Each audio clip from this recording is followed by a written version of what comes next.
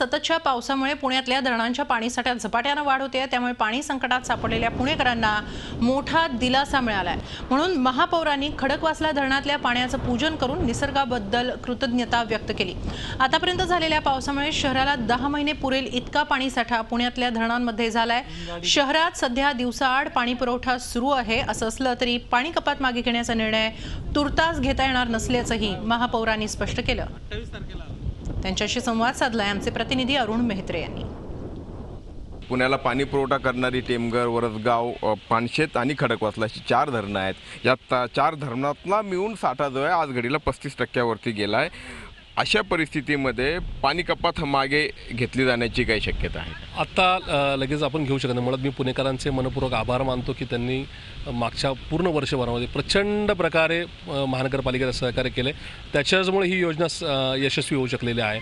पण हे होत असताना पुढेही पुणेकर अडचणीत येऊ नयेत, पुणेकरांना पाण्यासाठी वंचित राहावं लागू नये म्हणूनच हे जास्तीचं नियोजन आहे।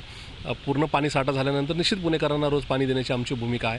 थोडा वेळ थांबावं लागेल एवढं निश्चित। तुमच्याप्रमाणे सुटकेचा निश्वास सोडला आहे तो पालकमंत्र्यांनी, कारण त्यांची देखील अवस्था तुमच्यासारखीच झाली होती। अर्थात तुमचा पाणी सोडण्याला विरोध होता आणि पाणी कपात वाढवण्याची देखील भूमिका होती। आज तुम्ही काय सांगाल?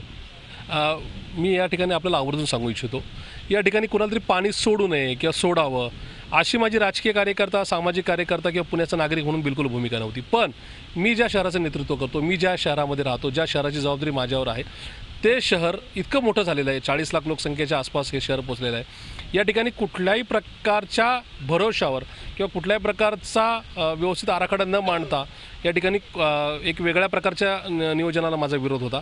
कुठलाही हंगामी किंवा तात्पुरत्या विचाराद्वारे राजकारण आणि सत्ता ही दोन्ही चालत नाही। शेवटी देणारे हे नागरिक, आम्हाला या सत्तेवर बसवणारे नागरिक असतात।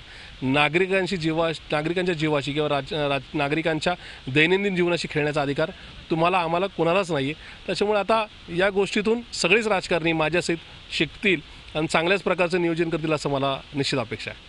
धन्यवाद साहेब। आणि पुन्हा एकदा आपल्याला या ठिकाणी यायला मिळो, कारण आज आपण केवळ जलपूजन केलं आहे, उद्या याच धरणाच्या कालव्यातून पाणी सोडलं जावं आणि त्या पाण्याचं पूजन महापौरांच्या हस्ते व्हावं अशी अपेक्षा करूयात।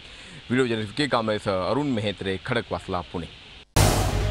झी 24 तास रहा एक पाऊल पुढे।